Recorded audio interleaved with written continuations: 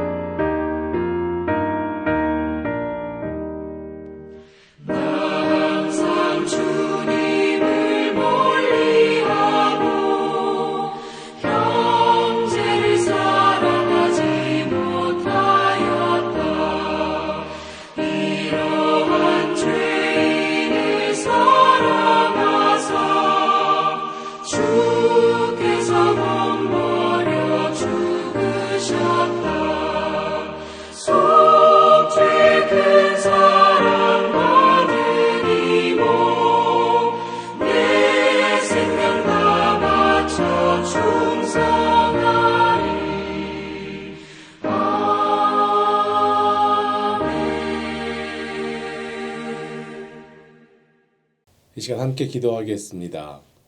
오늘도 생명 주심에 너무나도 감사합니다. 오늘도 우리가 찬양 부른 것과 같이 그 명령 따라서 주님의 말씀 따라서 그 명령에 우리의 삶을 매어 살아가는 복되고 귀한 인생이 될 수 있도록 인도하여 주시옵소서. 대한민국 우리의 두고 온 조국을 위하여 기도합니다. 하나님이 마지막 때에 하나님의 은혜가 넘치는 우리 민족이 되기를 원합니다. 주여 함께하여 주시옵시고 예수님이 대한민국의 소망이 되게 하여 주시옵시며 그래서 이 마지막 때에 하나님께 귀하게 쓰임받는 민족 될 수 있도록 우리의 두고 온 조국이 더욱더 하나님의 은혜 가운데 넘쳐날 수 있도록 주여 인도하여 주시옵소서.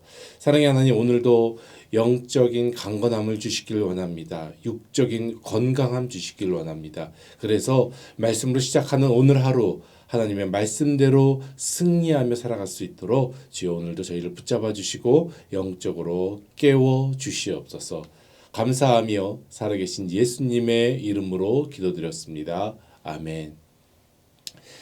이 아침에 함께 나눌 말씀은 누가복음 10장 25절로 42절까지 말씀입니다. 누가복음 10장 25절로 42절에 있는 말씀 되도록이면 저와 함께 합독하면 좋겠습니다. 제가 25절부터 봉독합니다. 어떤 율법교사가 일어나 예수를 시험하여 이르되 선생님 내가 무엇을 하여야 영생을 얻으리이까? 예수께서 이르시되 율법에 무엇이라 기록되었으며 내가 어떻게 읽느냐?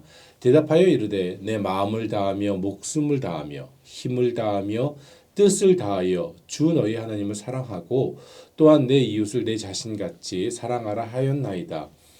예수께서 이르시되 내 대답이 옳도다. 이를 행하라. 그러면 살리라 하시니 그 사람이 자기를 옳게 보이려고 예수께 여짜오되 그러면 내 이웃이 누구이니까? 예수께서 대답하여 이르시되 어떤 사람이 예루살렘에서 여리고로 내려가다가 강도를 만나매 사람들이 그 옷을 벗기고 때려 거의 죽은 것을 버리고 갔더라. 마침 제사장이 그 길로 내려가다가 그를 보고 피하여 지나가고 또 이와 같이 한 레위인도 그곳에 이르러 그를 보고 피하여 지나가되 어떤 사마리아 사람은 여행하는 중 거기 이르러 그를 보고 불쌍히 여겨 가까이 가서 기름과 포도주를 그 상처에 붓고 싸매고 자기 짐승에 태워 주막에 데리고 가서 돌보아 주니라.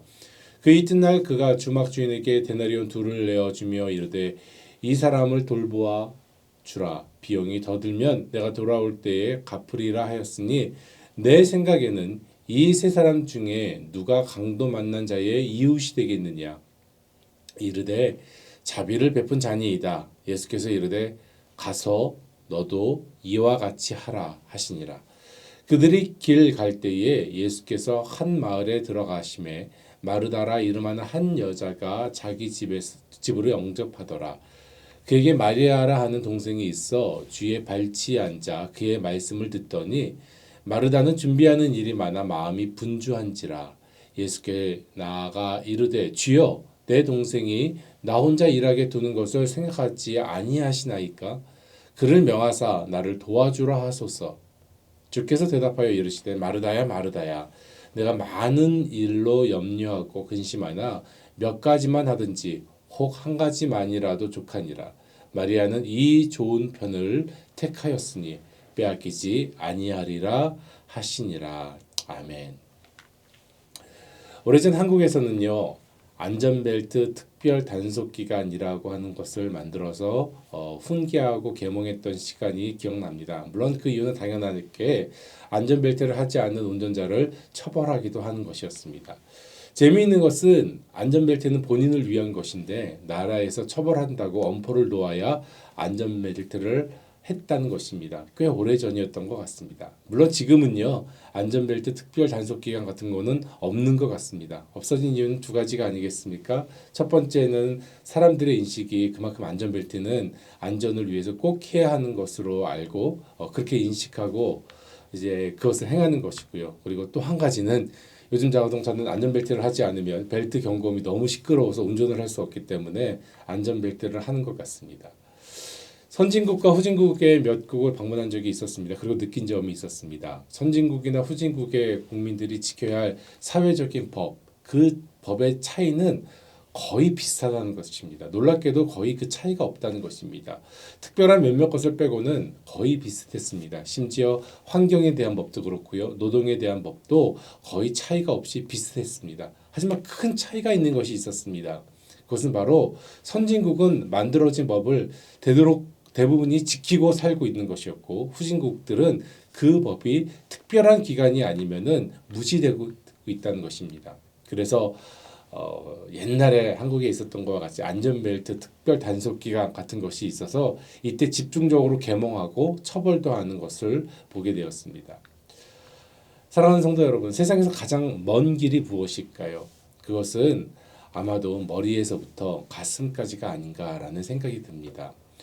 머리에서 가슴까지가 아마도 굉장히 먼 길이라는 생각이 듭니다. 머리로는 알고 있으나 그것이 가슴까지는 가지 않는다는 것입니다. 지식으로는 알지만 가슴을 울리는 행함은 없는 것이지요. 신앙도 마찬가지인 것 같습니다. 머리로는 아는데 지식적으로는 아는데 이것이 가슴까지 가는 것은 결코 쉽지 않은 것을 우리는 알고 있습니다. 그래서 우리의 머릿속에 있는 많은 것들이 우리의 가슴을 울릴 수 있도록 그것이 기도 제목이 되고 우리 평생의 영적 숙제인 것 같습니다. 오늘 본문을 보면은 한 율법학자, 마가복음에는 서기관이라고 되어 있는데 이 율법학자가 질문하는 모습으로 시작합니다. 그러나 이 질문에 문제점이 나타나지요. 어떤 율법학자가 예수님께 질문하는 모습입니다. 25절입니다. 어떤 율법 교사가 일어나 예수를 시험하여 이르되 선생님, 내가 무엇을 하여야 영생을 얻으리이까? 여러분 질문의 자세가 조금 잘못되어 있지 않습니까? 질문의 이유가 예수님을 시험하려고 질문한 것입니다. 질문하고 싶어서 질문하는 것이 아니라 시험하고자 질문을 만들어냈다는 것입니다. 누가복음의 기자인 누가도 알고 있듯이 분명히 예수님도 이 율법학자가 자신을 시험하려는 것을 알았을 것입니다. 예수님은 이 사람이 율법학자인 것을 알고 이렇게 말씀하시지요. 26절과 27절입니다. 예수께서 이르시되 율법에 무엇이라 기록되었으며 내가 어떻게 읽느냐. 대답하여 이르되 내 마음을 다하며 목숨을 다하며 힘을 다하며 뜻을 다하여 주 너희 하나님을 사랑하고 또한 내 이웃을 내 자신같이 사랑하라 하였나이다. 네, 정답이지요. 가장 율법적이고 성경적인 대답을 하였습니다. 이런 율법 교사를 보고 예수님의 대답은 너무나도 간단한 것이었습니다. 28절에 있는 말씀입니다. 예수께서 이르시되 내 대답이 옳도다. 이를 행하라. 그러면 살리라. Do this and you will live. 예, 이것을 원어로 보면은 현재 명령법입니다. 지금 네가 하지 않으면 안 되는 것, 네가 지금 해야만 하는 것에 대해서 예수님께서 말씀하셨습니다. 예수님은 시험하려는 율법학자에게 머리에만 있는 율법이 아니라 삶으로 나타나는 행하는 율법으로 살아가라고 대답하신 것입니다. 누구같이요? 예수님께서 사신 것처럼 말입니다. 예수님은 결코 말씀만 하신 것이 아닙니다. 말씀만이 아니라 사랑의 실천이 있는 예수님이시지요. 우리가 앞에서 본 것과 같이 12살 된 죽은 아이를 살리신 예수님, 눈먼 자를 고치시고 안진뱅이를 고치시고 12년 된 혈루병 여인을 고치시는 예수님이시라는 것을 말씀하고 있습니다. 그러시기에 예수님께서는 이렇게 말씀하실 수 있습니다. 이를 행하라. 그러면 네가 살리라 라고 얘기합니다. 이 율법교사는요, 여기서 지지 않습니다. 율법교사는 자신을 또 옳게 보이려고 또 다른 질문을 연속하여 하지요. 29절에 있는 말씀입니다. 그 사람이 자기를 옳게 보이려고 예수께 여짜오되 그러면 내 이웃이 누구이니까? 왜 이웃에 대한 질문을 했을까요? 답은 이런 것 같습니다. 율법에 정통하다고 자부하는 소위 율법사가 사람들 앞에서 제시된 자신의 질문이 어리석은 것으로 드러나자 2차로 사랑의 실천을 주제로 이야기의 주도권을 장악하려고 했던 것이 아니었을까요? 그래서 이웃의 개념에 대한 질문을 제기합니다. 즉, 자신을 드러내기 위한 목적으로 이웃을 사용했다는 것입니다. 이에 예수님께서는요, 선한 사마리아인의 비유로 말씀하시죠. 우리가 너무나도 잘 알고 있습니다. 예수님의 비유는 이렇습니다. 예루살렘에서 여리고로 가는 길에 나타난 강도에 대해서 이야기하고 계십니다. 실제로요, 그 길은 굉장히 위험했다고 합니다. 실제로 당시에 많은 강도당한 사람들이 그 길에서 나타났다고 하는 것이죠.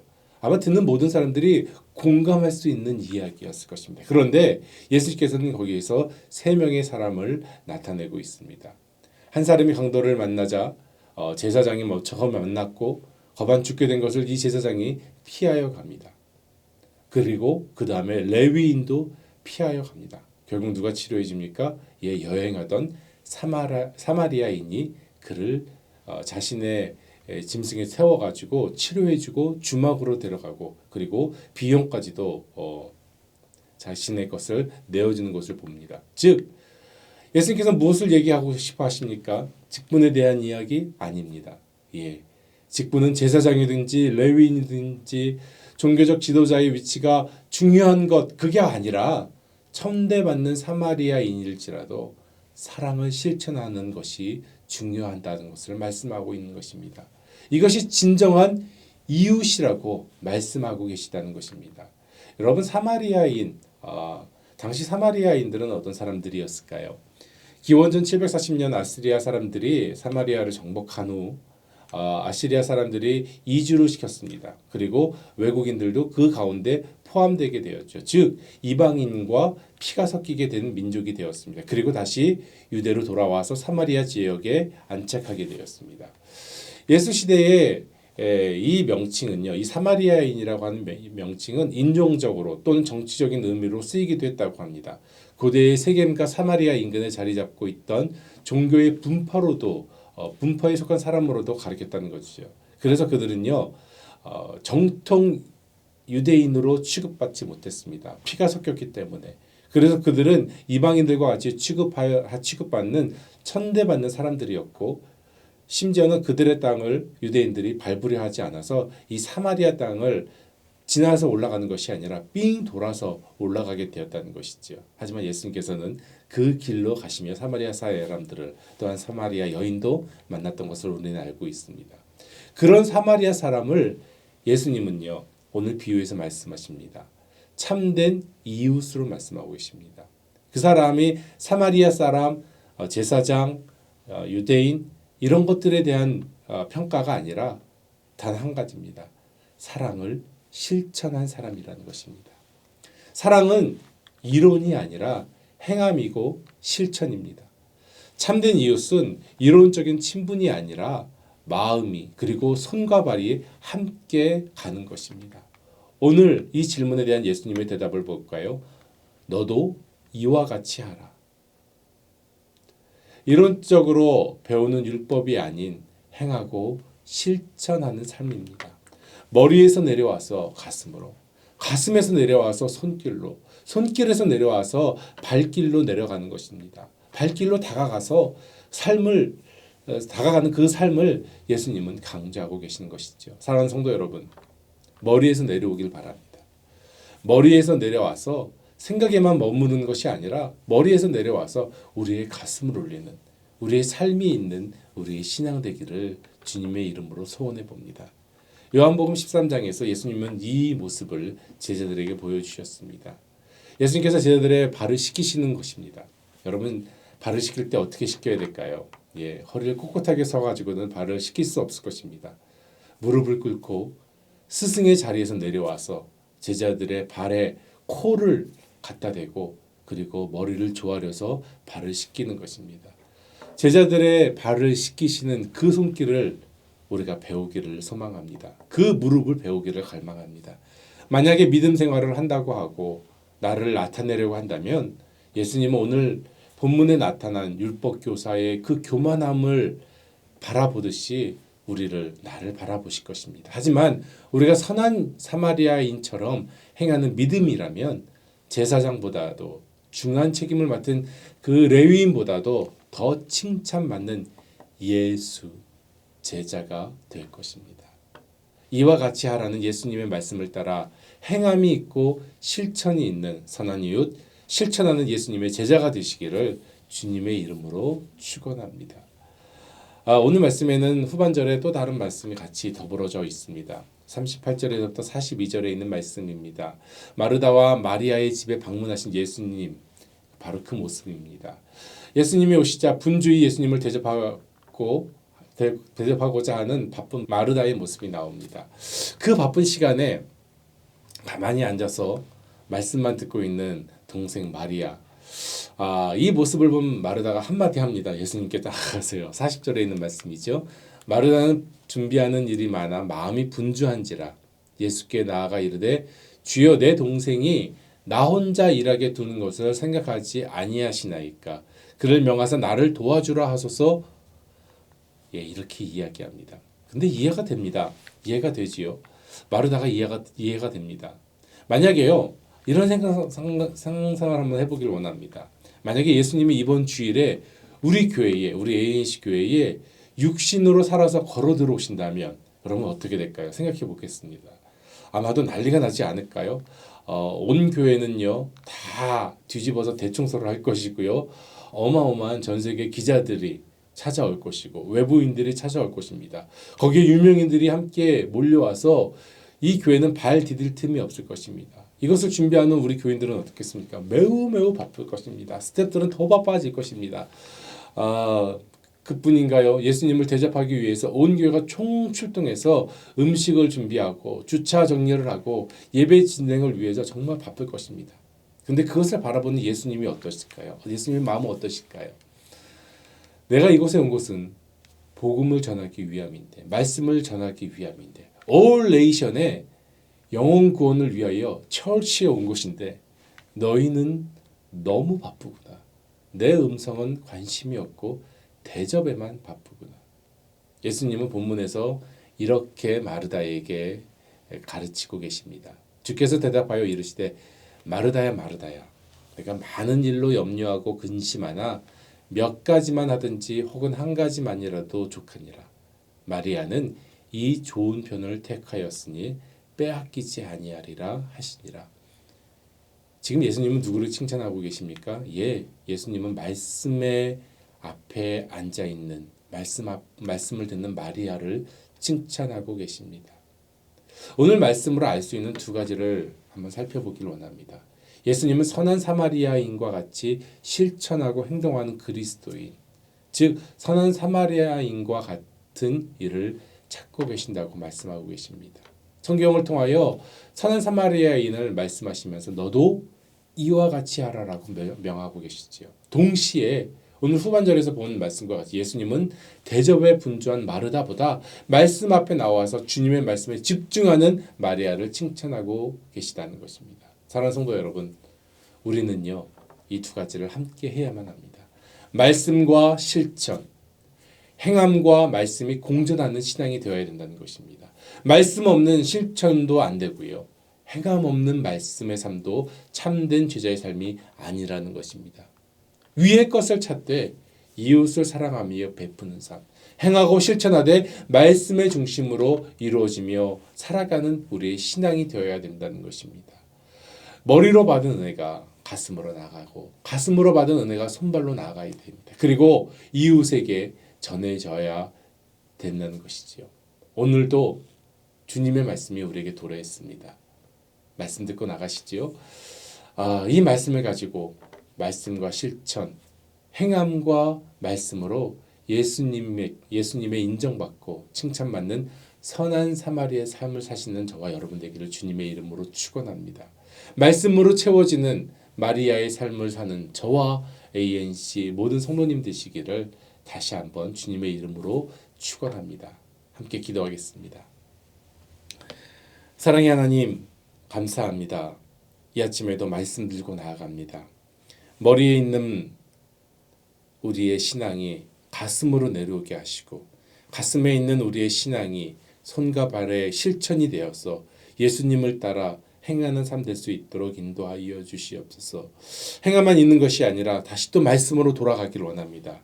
말씀이 중심이 되어서 말씀을 통한 행함을 통한 실천과 말씀을 통한 은혜가 우리들의 삶 가운데 있어질 수 있도록 인도하여 주시옵소서. 오늘도 저희 혼자 내버려 두지 마시고 주님 손잡고 주님과 함께 동행하는 기쁨의 삶 살 수 있도록 지금 저희를 붙잡아 주시옵소서.